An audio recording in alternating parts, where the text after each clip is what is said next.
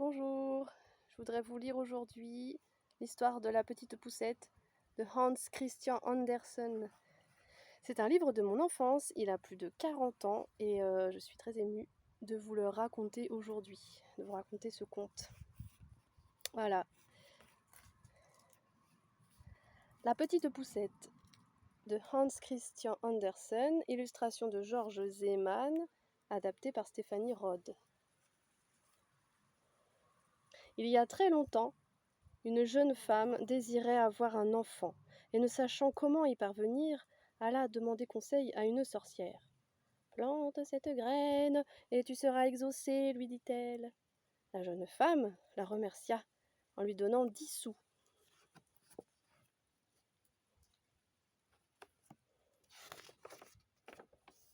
Rentrée chez elle, la jeune femme planta la graine, et s'en occupa tant que bientôt elle vit sortir de terre une magnifique tulipe.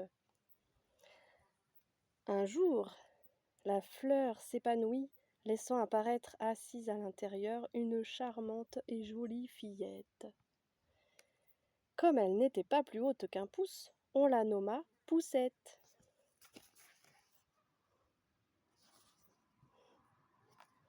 La fillette reçut pour berceau une coque de noix vernie, tapissée de violettes et recouverte de pétales de rose qui lui servaient de couverture. Or, une nuit, tandis qu'elle dormait, un vilain crapaud entra dans sa chambre et enleva Poussette dans son berceau. « Quelle jolie petite fille !» coassa-t-il. « Mon fils sera content de l'épouser. » Puis le vilain crapaud l'emporta dans sa demeure, près d'un marais où coulait un ruisseau. « Couac ! Elle est magnifique !» s'écria le fils du crapaud, lorsqu'il vit Poussette profondément endormie. « Je l'épouserai demain !»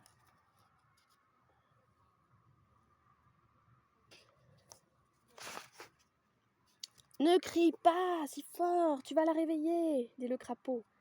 Nous allons la placer sur une feuille de bardane au milieu du ruisseau. Elle y sera comme dans une île et ne pourra s'échapper. Pendant ce temps, nous préparerons la chambre nuptiale. »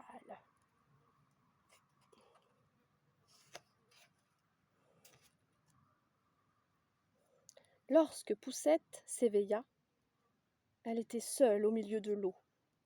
À ce moment-là, le crapaud et son fils, qui était encore plus hideux que son père, vinrent annoncer leur projet à la fillette, puis retournèrent préparer les noces. Poussette éclata en sanglots à l'idée de ce mariage.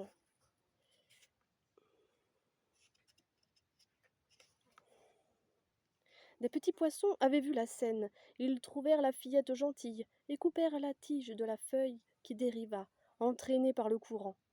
Un papillon voltigea autour de Poussette et lui proposa gentiment son aide.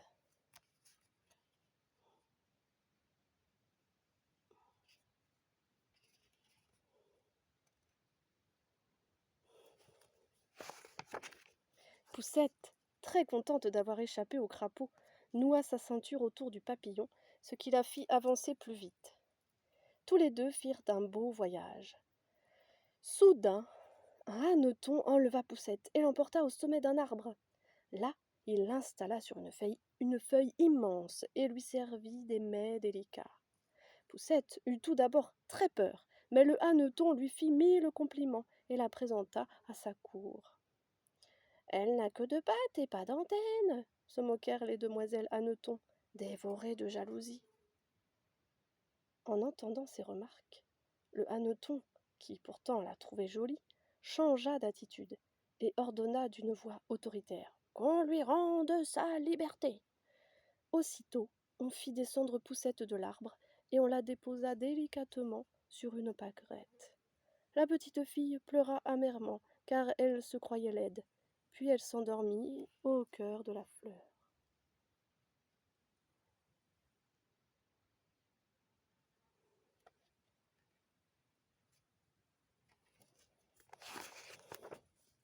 Poussette passa tout l'été dans la forêt, en compagnie de quelques insectes et des oiseaux qu'il avait adoptés. Elle tressa un lit de paille qu'elle installa au-dessous d'une feuille de bardane afin de s'abriter de la pluie.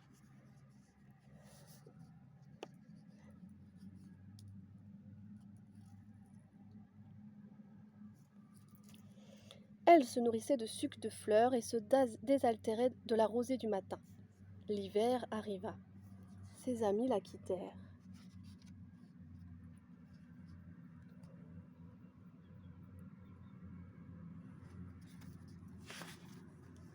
Les arbres perdirent leurs feuilles et les fleurs se flétrirent. Afin de résister au froid, Poussette, dont les vêtements trop vieux tombaient en lambeaux, s'enveloppa de feuilles mortes. Mais elle ne parvenait pas à se réchauffer. La pauvre enfant allait-elle mourir de froid ou de faim? Elle traversa la forêt, puis un grand champ hérissé de chaume. Ce fut pour elle une nouvelle épreuve. Enfin, grelottante, elle frappa à la porte d'une souris des champs qui habitait un confortable logis. Pouvez-vous me donner 2 grains d'orge lui dit-elle. Je n'ai rien mangé depuis 3 jours. Oh, pauvrette, dit la souris, qui avait bon cœur. Tu peux passer l'hiver ici, mais il faudra que tu m'aides aux soins de ménage, aux soins du ménage et à la cuisine.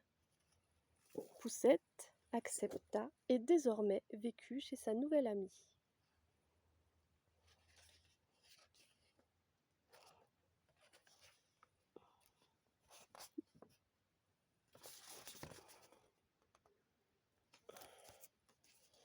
Le temps passa. Un jour, la souris annonça la visite de son voisin, Monsieur Taupe.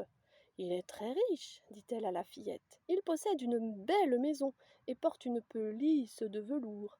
Il est intéressant, bien que myope. S'il te demande en mariage, tu devrais accepter. C'est un bon parti. Poussette fit la grimace. Elle n'avait pas la moindre envie d'épouser une taupe, fût-elle très riche. Néanmoins, elle ne dit mot. Monsieur Taupe fut charmant et fit visiter ses propriétés à ses amis. Dans l'une des galeries, Poussette remarqua une hirondelle inanimée et interrogea la taupe à son sujet.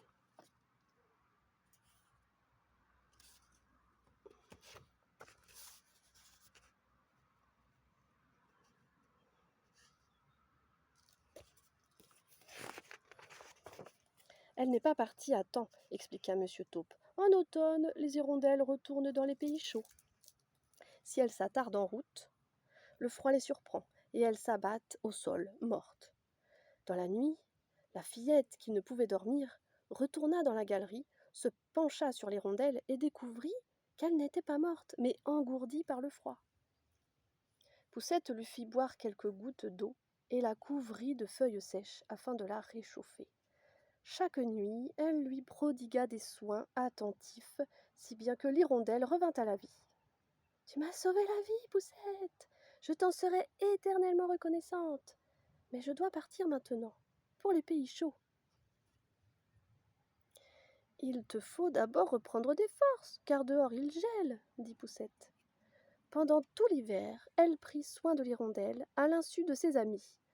À l'arrivée du printemps, lorsque le soleil commença à réchauffer la terre, l'oiseau fit ses adieux à la fillette. « Pars avec moi, gentil ami, lui proposa-t-il. « Je ne le puis, car je dois épouser Monsieur Taupe, soupira Poussette. L'oiseau prit son envol et disparut avec regret.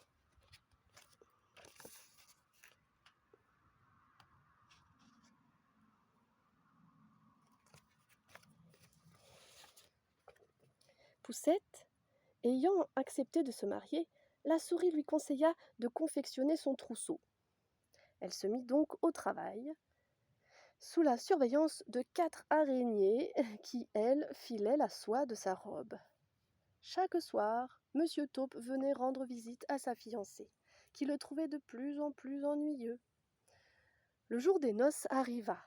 Un bouquet de fleurs à la main, le futur marié vint chercher Poussette afin de la conduire dans sa maison souterraine. « Adieu, beau soleil, dit-elle. Adieu, mes amis les fleurs. Jamais je ne vous reverrai, car maintenant je suis condamnée à vivre sous terre. » Soudain, un grand cri déchira l'air. Poussette leva les yeux au ciel. C'étaient les rondelles qui passaient. En apercevant la fillette, l'oiseau descendit et se posa près d'elle. La sentant malheureuse, elle lui dit: L'hiver arrive, viens avec moi. Oui, dit simplement Poussette.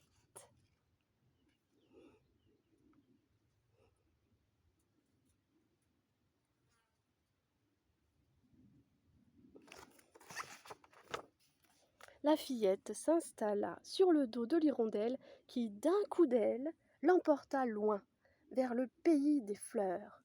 L'oiseau la déposa aux côtés d'un petit homme haut d'un pouce à peine. C'était le roi de ce pays. Il demanda à Poussette de l'épouser, ce qu'elle accepta avec bonheur.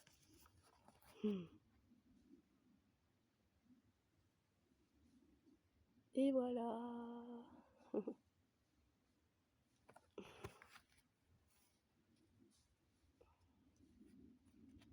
C'était l'histoire de la petite Poussette.